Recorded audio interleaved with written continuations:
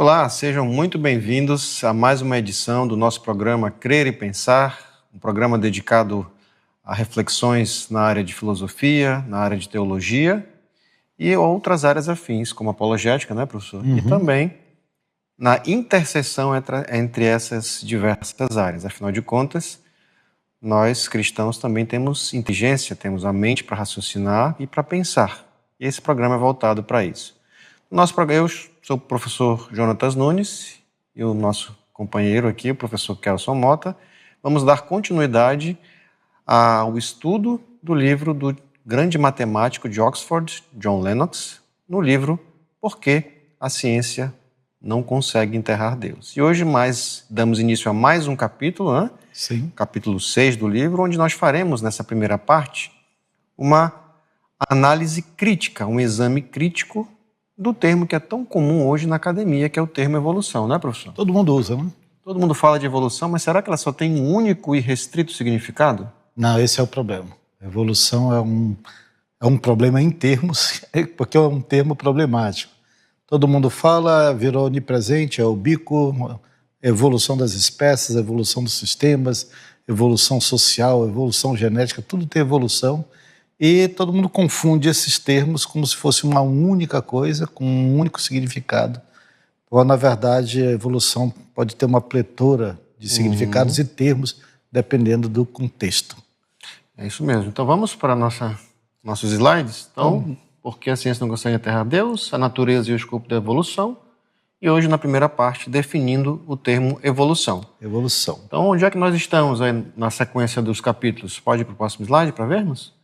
Então já falamos sobre o prefácio, abordamos já o capítulo 1, capítulo 2 até o capítulo 5 e hoje o capítulo 6. Lembrando para vocês que todos esses programas estão sendo armazenados na nossa playlist da Constante TV. Então acesse ao nosso canal e caso você não tenha assistido os programas anteriores, até mesmo para fazer um bom link, né, uma boa conexão com o que nós estamos vendo hoje, assista, né, dedique um tempo para assistir os programas anteriores para você ter a sequência correta, né?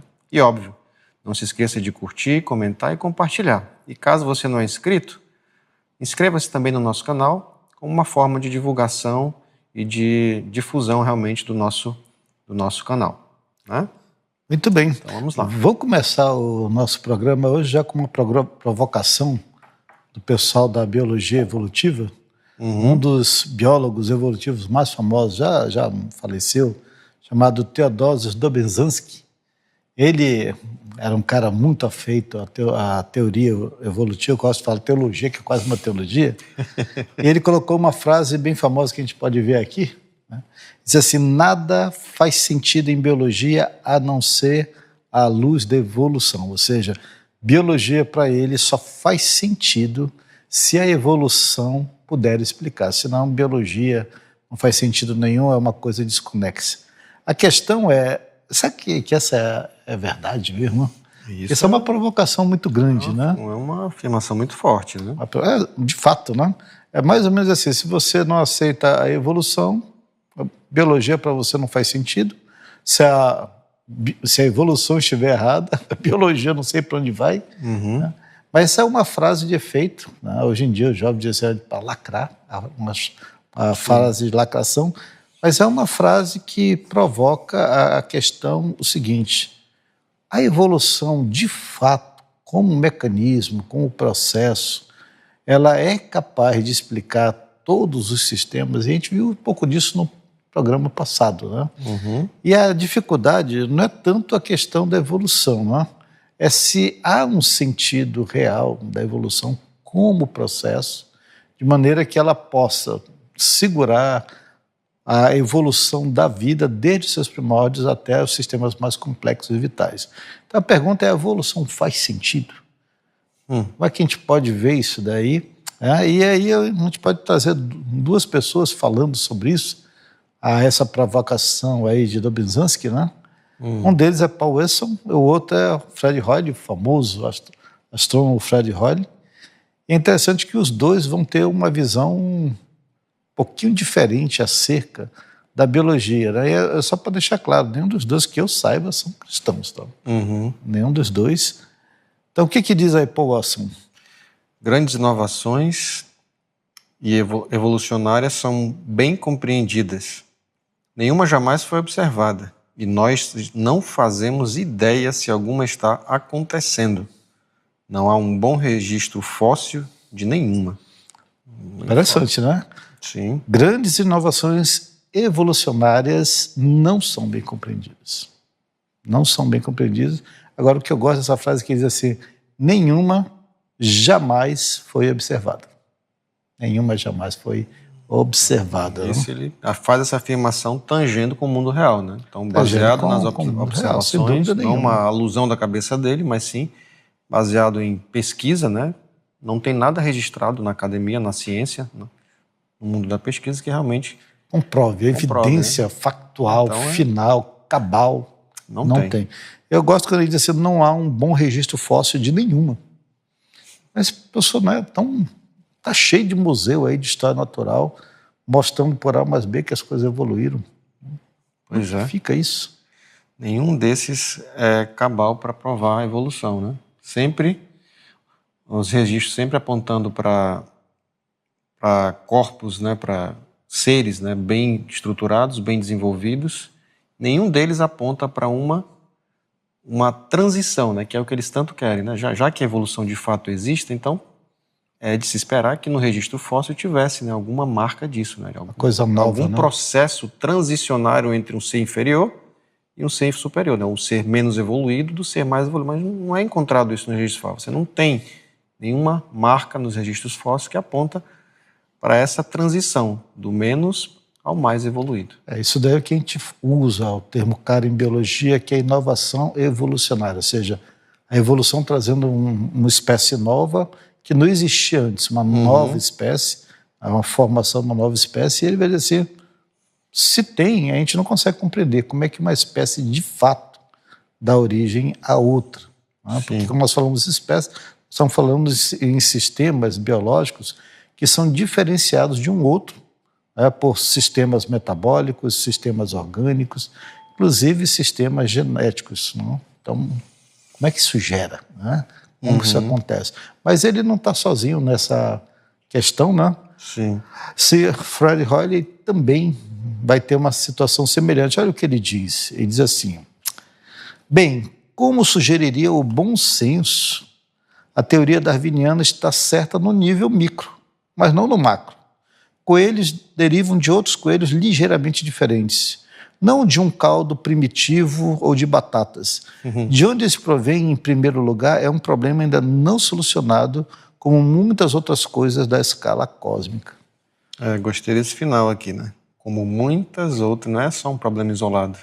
Para quem não sabe, Fred Hoyle foi um dos astrofísicos que, na década de 40, ele era contrário à recém-criada teoria do Big Bang, porque ele dizia que aquilo apontava para a Bíblia. E é ele que, num programa de rádio, cunha o termo Big Bang. Big Bang, ele é o autor desse termo. Essa teoria é uma grande explosão aí, um grande bang aí, que surgiu, e ele quis defenestrar a teoria, e estranhamente o termo colou, né? Colou, e a academia acabou tomando para si a ideia de uma singularidade inicial. Só lembrando, né, que Hoyle teve essa resistência por causa do termo, né, do Big Bang, exatamente não porque as coisas se originaram do aleatório, mas sim porque as coisas tiveram um começo. Então essa ideia na academia, o fato do universo ter tido um começo, à época, era uma ideia que fazia alusão à Bíblia. Então, exatamente por conta disso, ele teve essa resistência, que, no entanto, né, com o passar do tempo... Você sabe qual era a ideia dele, de onde veio a vida? Porque ele também tinha dificuldade de aceitar a evolução, porque ele dizia assim, olha, dá até para a gente entender microevolução, mudança, um coelho é cinza, sua prole pode ser levemente bege, você pode ter coelhos com orelhas maiores, menores, uma lebre muito semelhante a um coelho, mas diferente em alguns aspectos. Diz assim, ó, no micro até eu consigo entender, mas no macro não dá para entender isso daí, não tem como, né, você pensar que isso veio de um caldo primitivo, né, veio de uma batata talvez. Mas é interessante, ele pensava o seguinte, ó, não tem como ser a evolução. Ele achava que a vida vinha do espaço. Ele era um dos propagadores da panspermia. Só jogava o problema para fora, né? Jogou o problema para fora. Aqui na Terra a gente sabe que não tem como, mas sei lá, algum alienígena veio aqui e semeou a Terra, então jogou o problema para frente, né? Uhum. De onde que surgiu os alienígenas? De uma evolução cósmica, talvez, né? Aí vai ficar outra pergunta. Mas enfim, né, que a gente tem, né? Não tem registro fóssil que aponte, né, não dá para... Coelhos não derivam de batatas. Então, enfim, tudo isso a gente está vendo alguma coisa que está relacionada com evolução, né? Mas aí a pergunta que fica é, professor, o que é então a evolução? Qual é a definição do termo evolução? Olha, gente, quando nós pensamos o que é evolução, não é uma pergunta tão simples, porque você pode usar evolução em vários contextos diferentes. Você pode pensar em teoria da evolução clássica, a teoria da evolução sintética, você pode pensar na nova teoria sintética da evolução, e ainda assim você está usando evolução como um termo darwinista. Mas a evolução, ela pode acontecer em pelo menos 4 ou 5 contextos diferentes, dentro dessa ideia geral de que as coisas evoluem. A questão é, nós estamos usando esse termo em que sentido? Porque é isso que é o caro para nós. Né? Porque se você definir errado o termo evolução, você talvez chegue a uma ideia diferente do que se quer pretender com a evolução de espécies. São coisas diferentes. Sim. Né? Não necessariamente todo o evolucionismo está errado. Exatamente. Tem partes do processo evolutivo, que nós podemos ver depois, a microevolução, isso daí é comprovado. Nós compactuamos, né, com muitos termos, mas muito específicos, né? Sim. A gente vai ver daqui a pouco quais são. Sim. Vamos começar com o primeiro aí. Vamos pegar com o termo geral. Né?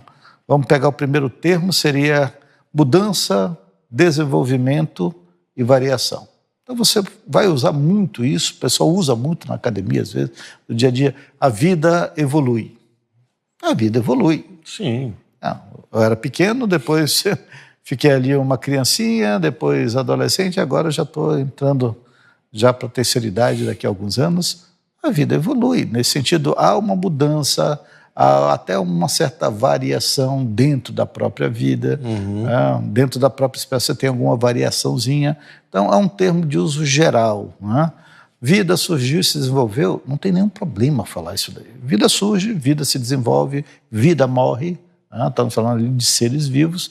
Então, quando você usa evolução, o termo evolução nesse sentido, não há problema nenhum, você está usando esse termo de forma neutra. Então alguém diz assim, você acredita na evolução? Em que sentido? Que a vida evolui? Que a vida sofre evolução? Nesse termo aí não tem problema nenhum. Né? A vida de fato sofre desenvolvimento, sofre variação. Uma criança comparada a um idoso, ela tem algumas diferenças em termos talvez exteriores, não em termos genômico, não em termo genotípico, não em termo sistêmico, mas tem uma variação, pelo menos externa, de massa, de força, enfim. Então não há, você pode usar esse termo. É a mesma coisa que falar a evolução de um litoral. Exato, de acordo com o próprio Lennox fala, né? A evolução de um litoral, por exemplo, em que o processo natural do mar e do vento, da flora e da fauna, modula o contorno da costa ao longo do tempo, além das possíveis medidas tomadas por engenheiros para impedir a erosão. Então isso também é considerado uma evolução. É uma evolução. Né? Aqui no Amazonas nós tivemos, nesses últimos quase 3 anos, graças a Deus esse ano não, nós tivemos aquelas secas terríveis que não eram comuns aqui para o norte, e dos últimos 2 anos foi impressionante. Né? Muito Houve terrível. Uma evolução na faixa de terra, perto dos rios, aquilo cresceu enormemente, tem essa figura aí que você consegue ver, né? Rio em cima e embaixo, basicamente, tudo tomado, totalmente seco. Então, houve uma variação, houve um tipo de evolução, mas não é uma evolução finalizada. Ela é cíclica. Não? Graças a Deus que voltou ao normal. Graças a Deus. Então, você pode usar isso daí em termos de variação, mas não é o termo evolução. Mas é o termo que as pessoas usam. Então é possível, sim, você usar a evolução nessa forma neutra, inclusive usando para a vida. Não tem problema. Isso é um fato. É comprovado biologicamente há formas de evolução, principalmente em termos cronológicos, da própria espécie dentro de si mesmo. Então, qual é o problema? Esse não é o problema. Ou seja, né, a gente precisa colocar limites, fronteiras, né? Existe uma evolução, então, que é factível daquela que não é factível. Dentro Sim. daquela que é factível, qual é o tipo? É a microevolução, né, professor? Microevolução. Microevolução aí ela tem muita coisa, então seria um segundo termo. Quando a gente fala em evolução, podemos estar nos referindo não à evolução em si, mas à microevolução. E esse é talvez dos termos o mais complicado, porque dependendo da abordagem que você tem, às vezes se confunde microevolução com especiação, com macroevolução, aí. e assim, e às vezes até com mudanças só sazonais. Então você tem uma diferença muito grande quando se tenta definir microevolução. Mas a gente diz, quando se fala em microevolução, nós estamos falando de variação dentro de limites estabelecidos de complexidade em termos de seres vivos, né? Ou seja, uma variação quantitativa de órgãos ou quantitativa de órgãos de estruturas já existentes. Você muda, talvez, ali, né, algum limite, né, de complexidade, mas não o suficiente para você sair desse limite. E outro detalhe, né, como a própria definição está dizendo aqui, né, é uma variação, né, de limites estabelecidos da complexidade dentro daquilo que já existe, ou seja, de estruturas já existentes. Ou seja, a microevolução obrigatoriamente requer que exista uma estrutura pré-existente, né? Agora, esse é um termo que a gente vai ter que pensar nos exemplos clássicos. Então, tem dois exemplos clássicos nos livros de biologia sobre evolução, que na verdade é microevolução. Nós vamos ver já no próximo bloco a questão das mariposas, né, salpicadas, e a questão do bico dos tentilhões, né? Que foi se usado, e você vai encontrar livros utilizando ainda esses dois exemplos como exemplo de macroevolução, quando na verdade é microevolução. Ou seja, eu utilizo esses dois termos de forma intercambiável quando isso não é verdade, isso dá problema, isso dá uma confusão muito grande.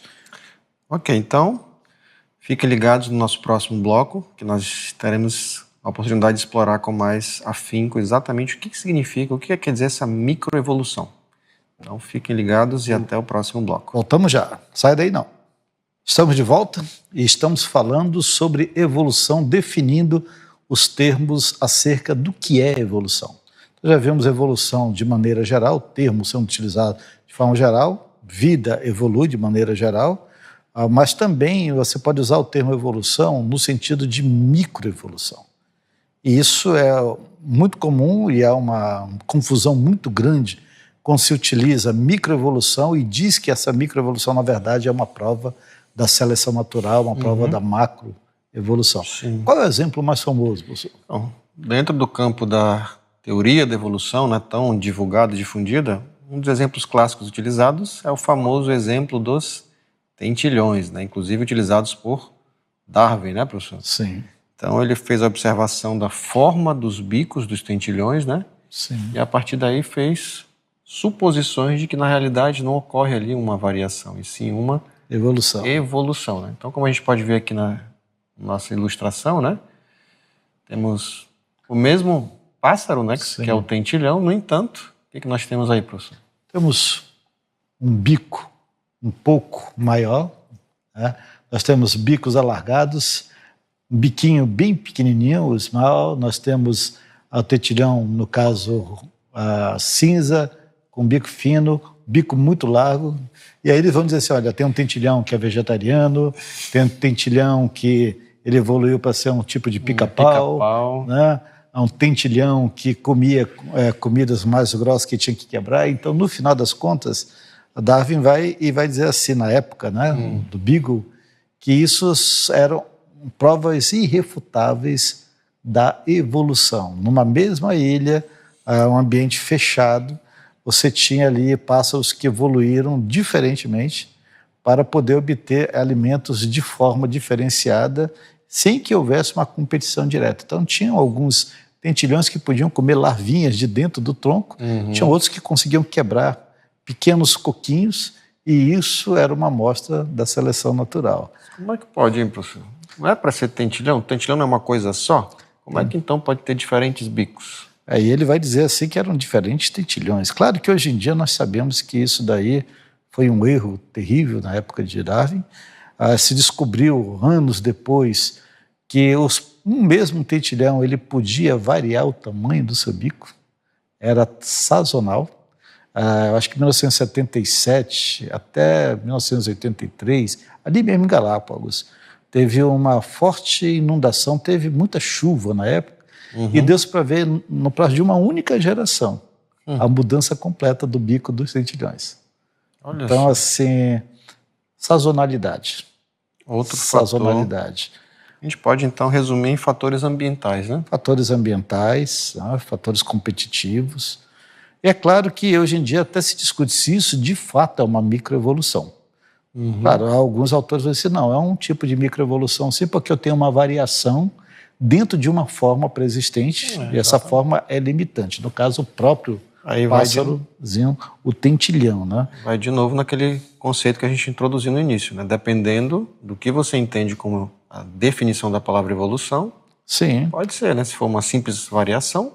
É interessante que não é nem especiação, porque na especiação, devido a alguma barreira geográfica, uma única espécie fica presa ali e, por microevolução, ela não tem acesso a outra população da mesma espécie, ela acaba fixando algumas características, mas continua sendo a mesma espécie, mas a pessoa diz assim, não, se transformou numa espécie diferente, na verdade ela mudou alguns fenótipos. Não? Um público mais geral, professor, isso seria equivalente, por exemplo, a uma pessoa branca como nós, constantemente expostos ao sol diariamente, nosso organismo ser estimulado a produzir mais melanina, a gente escurecer a pele, isso seria uma evolução? Evolução não. não seria não. Mas pode ser um exemplo de microevolução. É um exemplo de microevolução. Né? Alguns autores na área de biologia vão colocar isso como exemplo de microevolução. Mas é interessante que não há mudança do gênero humano. Né? Você continua espécie humana, né? Não tem um Homo sapiens blacks ou qualquer coisa assim do gênero. É Homo sapiens, continua mesmo. Homo sapiens sapiens. Então, não é evolução, mas é estranho que é visto como evolução. Então, as pessoas confundem microevolução com a verdadeira macroevolução, e muitos livros de biologia que estão com uma visão, uma cosmovisão, na verdade, naturalista, mesmo sabendo, eles usam ainda este exemplo. Hoje mesmo, brincando com isso daí, eu disse, deixa eu ver o que a IA fala sobre o bico do tentilhão, né? Os bicos. Então, aquela pergunta, a variação no bico dos tentilhões é um exemplo de macroevolução? A resposta sim, claro, blá, blá, falou.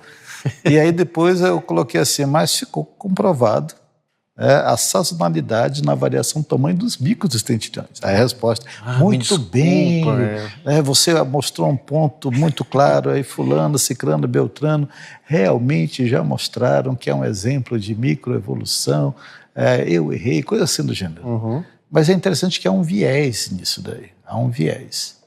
E quando você procura livros de biologia, não precisa ser antigo, não. Você vai encontrar livros, inclusive, às vezes, no ensino médio, em que usa a variação no bico dos tentilhões, assim, essa é a prova irrefutável da seleção natural em termos de macroevolução. E a outra? Tá fora. E a outra exemplo clássico, né, bastante martelado, qual é? Nossa, esse daí é o exemplo das mariposas. Das mariposas, né? Isso daí eu lembro bem na época lá, acho que do primeiro ano do ensino médio. As mariposas, a figurinha no livro. As salpicadas.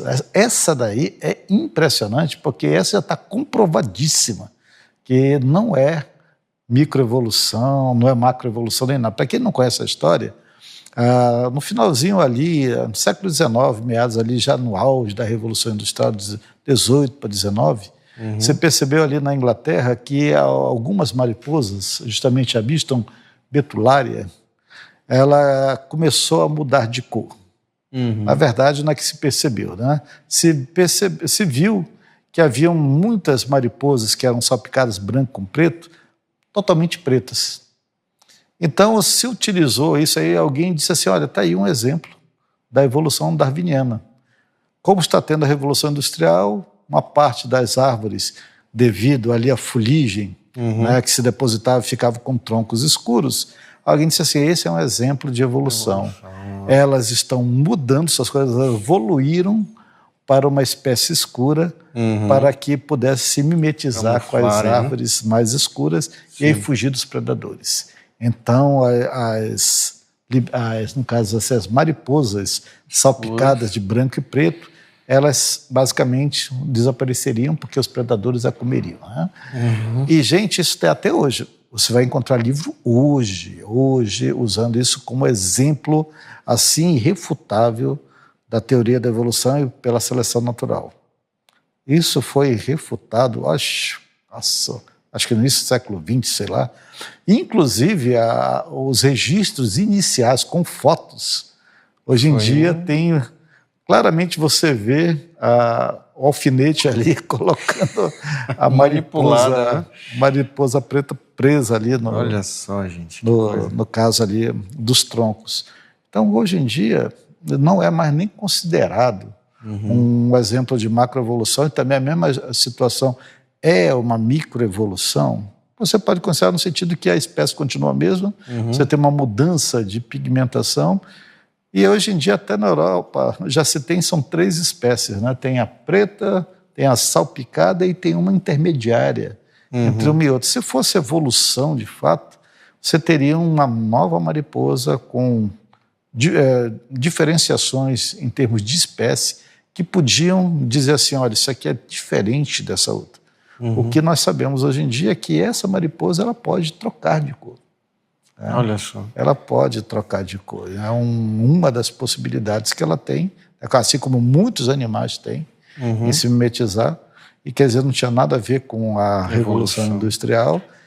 E é interessante que nas áreas hoje em dia, que na época eram muito afetadas pela Revolução Industrial, principalmente ali na Inglaterra, hoje em dia não é mais, e continua tendo mariposas escuras também, além das salpicadas.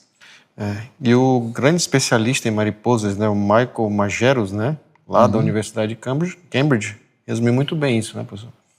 Ele diz, a história básica das mariposas, ou da mariposa salpicada, é equivocada, imprecisa ou incompleta no que diz respeito à maioria de suas partes essenciais. É interessante que isso é um especialista na área evolucionista.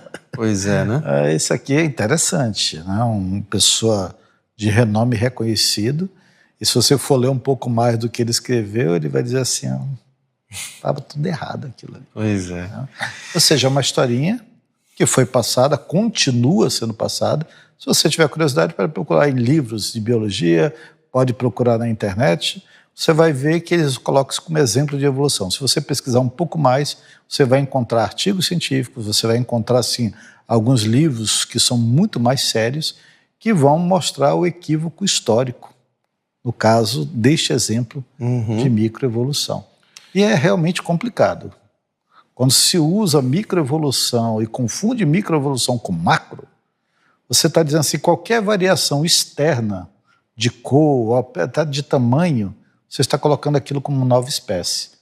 Nova espécie só está no âmbito da macroevolução. Sai uma coisa, né, aquilo ali evolui para algo completamente diferente. Em termos biológicos, é uma nova espécie. E aí você pode pensar em termos genotípico, fenotípico e outros sistemas em que você pode dizer assim, não é a mesma espécie. Sim. Mas você confunde uma coisa com a outra. A questão das bactérias resistentes a antibióticos, o pessoal diz as bactérias evoluíram. Esse é outro exemplo clássico, né, que muitos desavisados usam, né? O pessoal usa isso daí para dizer, olha, é um exemplo de evolução. Teve um experimento, né, professor, que foi feito, o maior experimento já em termos de bactérias, que fizeram o tempo, né, de exposição daquelas bactérias que fizeram foi equivalente a 30 mil gerações de bactérias. Alguma se modificou? Nenhuma. Todas permaneceram sendo bactérias. É igual aos experimentos da mosca da fruta. Anos e anos reproduzindo mosca de fruta. A ideia é que com o tempo alguma acabe gerando uma mosca completamente diferente de uma nova espécie. Nunca aconteceu. Aí, então, o pessoal fala, professor, então por que elas conseguem cada vez mais se tornarem resistentes a antibióticos? As bactérias? Isso. Isso daí até é possível, né, professor? Porém, muitas delas têm essa capacidade de fato, mas tem um custo, né, professor? Olha, eu tenho uma coleção de bactérias. Algumas têm um pouco mais resistência a antibiótico do que outras. Se você está com uma infecção bacteriana, você toma antibiótico, você tem ali um tempo de exposição àquele antibiótico. Sei lá, você toma aquilo por 7 dias, a dosagem que foi recomendada. Você não toma. O terceiro dia você já está melhor, você deixa de tomar o antibiótico. O que acontece? As bactérias que estão mais fracas, não é que são mais fracas, que estão mais fracas, elas vão se recuperar, não? Elas vão morrer, né? Sim. O que vai ficar são aquelas que são mais fortes, são um pouco mais resistentes, eu posso dizer assim. E é claro, do ponto de vista da reprodução normal, as novas bactérias terão mais chance de terem aquela resistência que as anteriores. Então, quando você diz assim, agora tem bactérias ultra resistentes, na verdade você tem uma cepa da mesma bactéria, praticamente formada só daquelas mais resistentes. Isso. Você não tem nova bactéria, não tem uma bactéria que evoluiu para ser super. O que você tem agora são cepas basicamente formadas só daquela bactéria. E tem estudos que mostram também, né, professor, que você tem aquelas que de fato resistem, conseguem resistir, elas até sofrem perdas para poder manter-se resistente a uma determinada exposição ou característica, né, de dano, né? Tem estudos que apontam isso. Tem estudos, porque para você manter algumas características, você tem que abrir mão de outras. Exatamente. Aí então, isso não é só em termos de bactéria. Não é bem uma evolução em si, uma evolução, né? Porque para manter-se resistente a uma determinada coisa, ela deixou de ter, né, uma característica que era para ser, teoricamente, uma evolução e deixou de ter, né? Esse que você está falando é o exemplo do carro de corrida. Exatamente. Né? Você tem um carro, o seu carro, você quer disputar um racha com o seu carro, ninguém vai fazer isso, mas você tem ali no seu carro talvez uma Chevy, né? 89. Né? Pegou lá atrás esse exemplo. Lá atrás, né? Só que você vai disputar com carros de muito maior potência. O que você faz? Tira todos os bancos, deixa só do motorista, você vê que diminuiu o peso, melhorou a potência. Você pode tirar algumas peças que são não tão essenciais, deixa tirar o ar-condicionado, deixa tirar o retrovisor, e você pode até chegar a ter um ganho de potência em relação à massa do carro. O carro agora em relação ao peso-potência, né? O carro é mais veloz, mas você perdeu sistemas que são... Perdeu conforto, né? Perdeu conforto, perdeu sistemas não essenciais, que faziam do carro um carro, vamos dizer, mais evoluído que o anterior. É algo semelhante. Exatamente. Ou algo seja, semelhante que você está falando. Nada de evolução, né? Não tem uma evolução. Você tem uma perca, né, uma perda aí, mas não necessariamente evolução.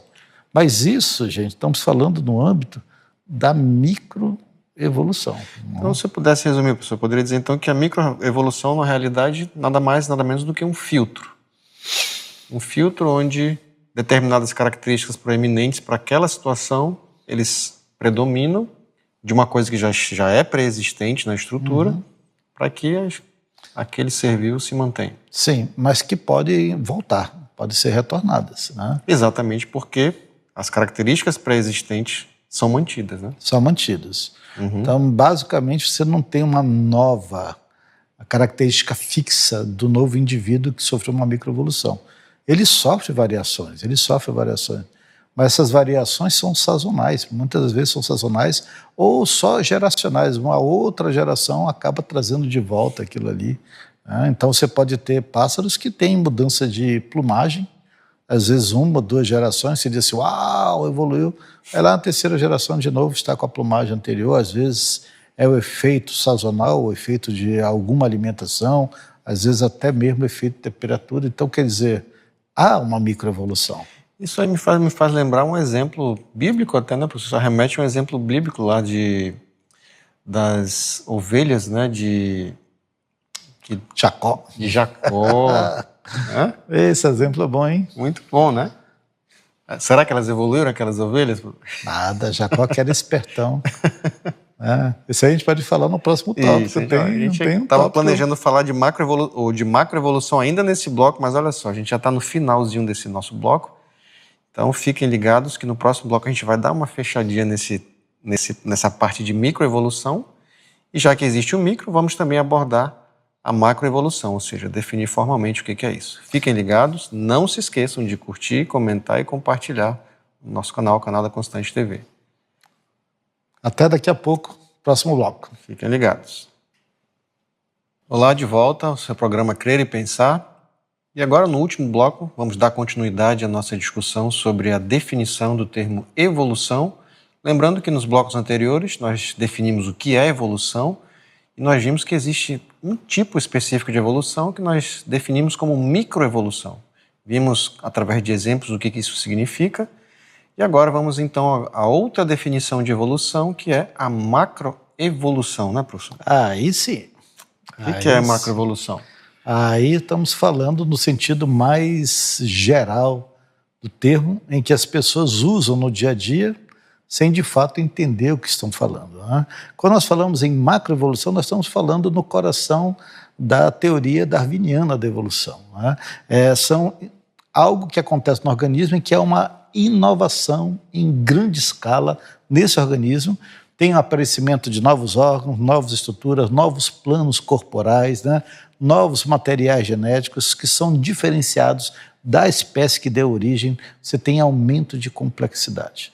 Ou seja, você tem o aparecimento de uma nova espécie a partir de uma espécie anterior que é considerada menos complexa ou menos hábil em algumas características, menos capaz de se manter naquele habitat em que ela estava. Então ela evolui e gera uma nova espécie diferente. Então essa daí é onde mais se centra o problema em termos de evolução, que é aquilo que o Fred Hoyle e o outro autor, o Weston, falou no início do programa, em que não há nenhuma comprovação cabal, final, experimental da formação de uma nova espécie.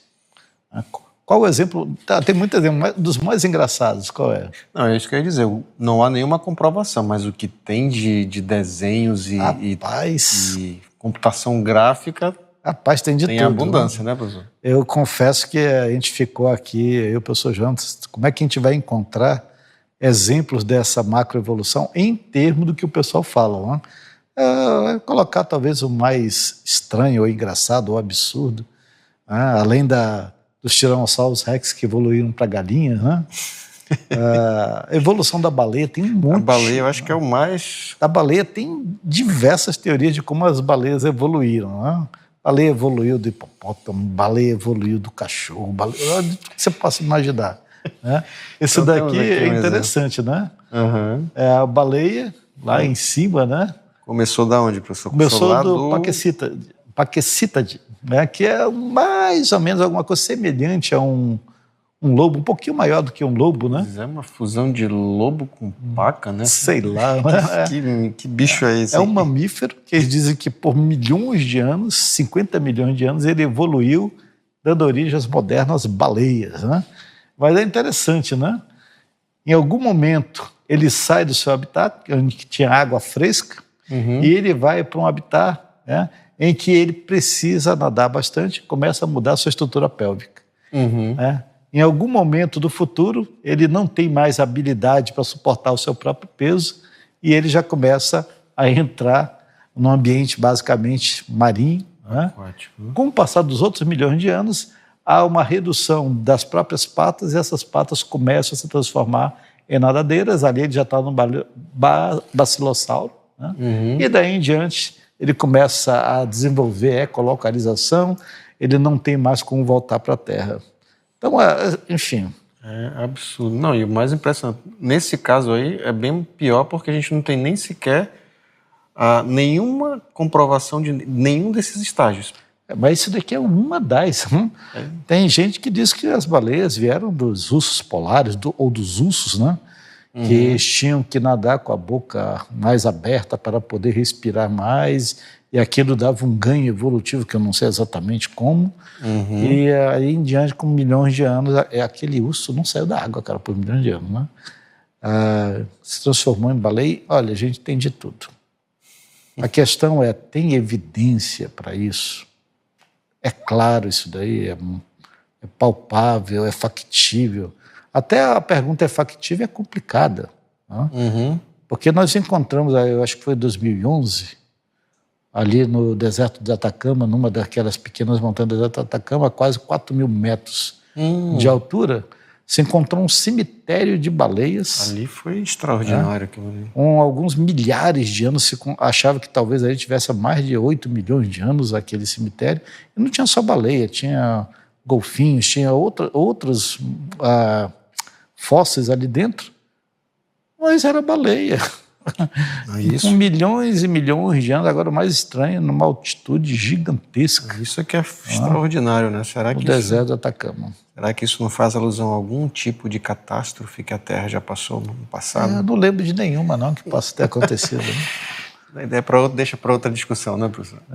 Mas quer dizer, quando você pensa em evolução, que se usa no dia a dia, nos filmes, nos romances, eles estão falando desta evolução, da macroevolução, a formação de novas espécies, não só formatos, mas também novos órgãos, características diferentes, não só fenóticas, mas genóticas também, e não só isso, a própria questão da variabilidade genética é diferenciada da espécie anterior. Então vejam como é forte, né, esse termo macroevolução. Não é simplesmente você ver uma mudança visual de alguma coisa, você tem que ter implicações profundas na natureza daquele ser vivo.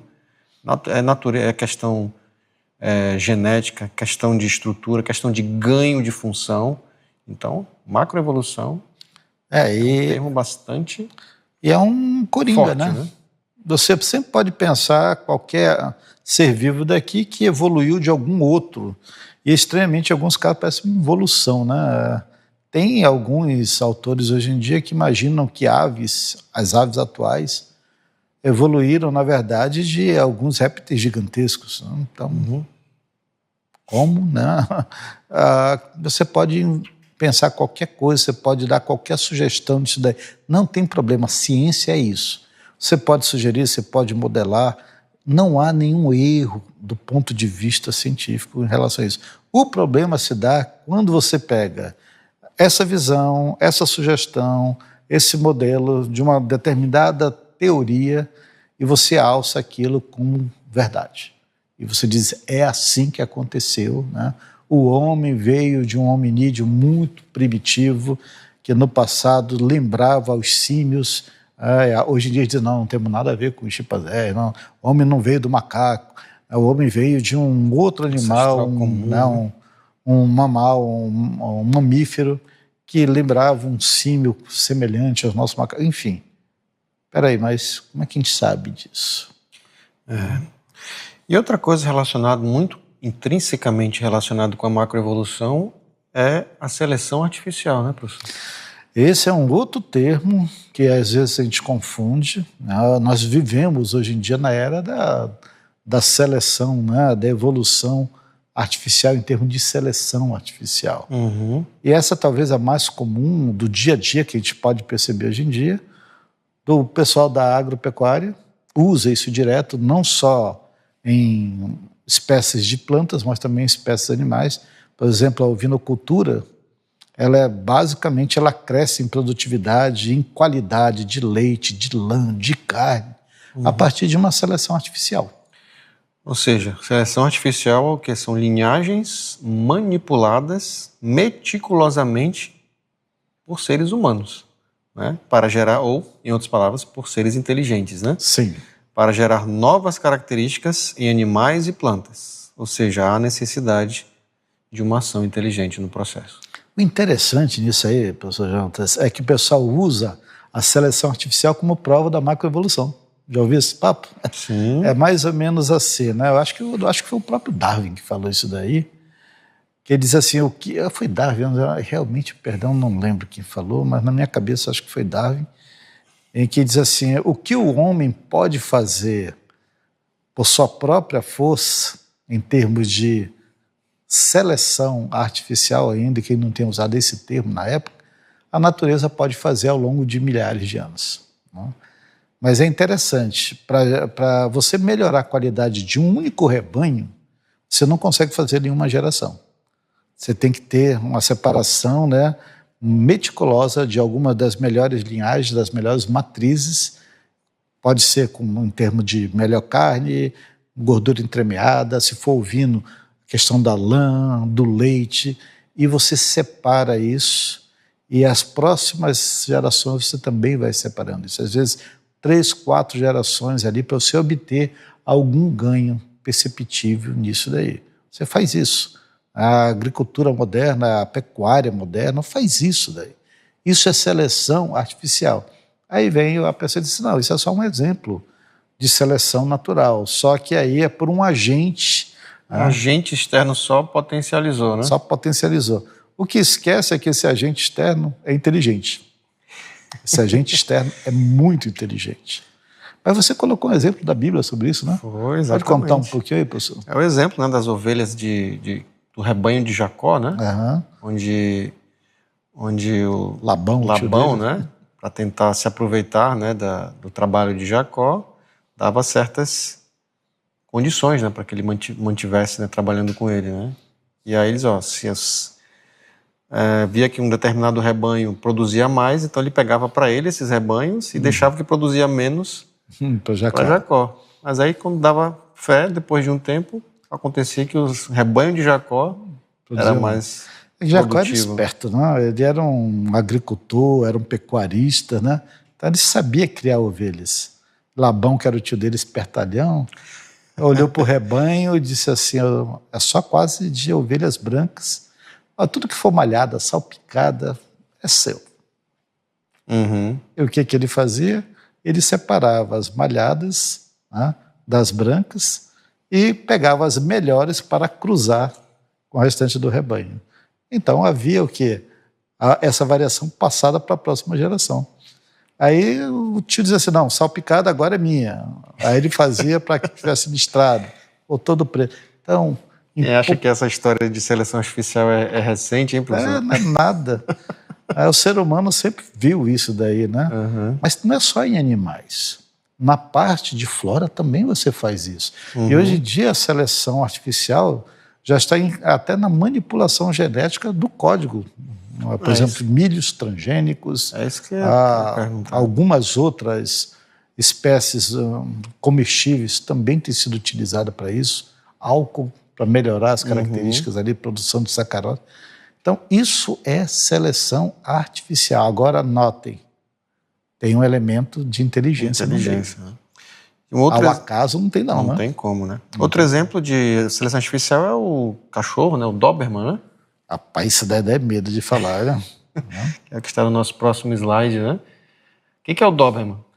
É uma raça... Doberman é uma raça obtida por, olha só, Carl Friedrich Louis Doberman. O nome tem um criador, então, essa raça, né? No final do século XIX, na Alemanha. O que é o Doberman? É um cruzamento intencional de várias raças de cães, né? Como Rottweiler, pastor alemão. Esse aqui, né, o Weimaraner, né? Weimaraner. Para combinar a inteligência, lealdade, agressividade, força e coragem desejadas. Ou seja, é uma raça, é um cachorro, continua sendo um cachorro com qualquer outro, não deixou de ser cachorro, mas ele tem elementos que não se encontravam naturalmente na natureza. Interessante isso daí. E é uma raça de cruzamento intencional. E aí, assim, parece tão bonitinho, né, que ele conseguiu rápido, mas isso aí levou anos. Acho que o próprio Doberman, acho que ele era banqueiro, não lembro. Ele não trabalhava com isso, mas ele gostava de cachorro. E ele sabia que algumas espécies de cachorro podiam ser cruzadas entre si, dando uma linhagem que era híbrida. Então ele foi combinando até chegar na raça Doberman, né, que é uma raça extremamente agressiva e ela é uma raça também que pode ser treinada. Interessante. Mas se ela deixada a si própria, se não houver outros para se reproduzirem, ela basicamente tende a desaparecer. Né? E tem um Doberman albino, né? Eu acho tão bonitinho, né? Eu achei essa Doberman albino, queria um desses. Tem um Doberman albino também, né? Continua sendo Doberman também, não mudou nada, é somente a cor. Enfim, né, professor, os exemplos vão longe, né? Acho que esse todo estudante de ensino médio que já fez o ensino médio conhece, que é o exemplo das ervilhas de Mendel, né? Sim. Então, aí está cheio de exemplos. Isso é macroevolução? Não. Nada mais do que, na realidade, uma microevolução baseada nas características, numa seleção de características que já são pré-existentes, né? Tem um termo, né, da biologia que é a carga genética que está ali por trás. Então, na realidade, não é nenhuma macroevolução. E as ervilhas de Mendel, ainda que seja um caso de micro, né, ela é também de seleção artificial. Porque Mendel separou as ervilhas mais enrugadas das mais lisas, as mais verdes, as mais amareladas, para dar gerações de ervilhas com as características que ele queria. Isso também é uma forma de seleção artificial. Agora, é interessante que se você pegar uma espécie, vamos dizer, melhorada artificialmente nesse aspecto, se você deixá-la novamente com a espécie que não teve essa melhor separação, a melhor linhagem, ela cruza de novo e continua, volta a mesma coisa de certa maneira, claro. Em termos de alguma geração você não vai perceber, mas 2, 3, você não vai ver essa melhora permanecendo para gerações posteriores, a não ser que você mantenha com aquelas matrizes. Isso. Né? Nesse contexto, professor, eu lembro de um congresso que nós, inclusive, fomos, do TDI, inclusive, algumas edições passadas, que eu me lembro que foi discutido um termo que eu acho que está muito relacionado com isso também, que é a epigenética.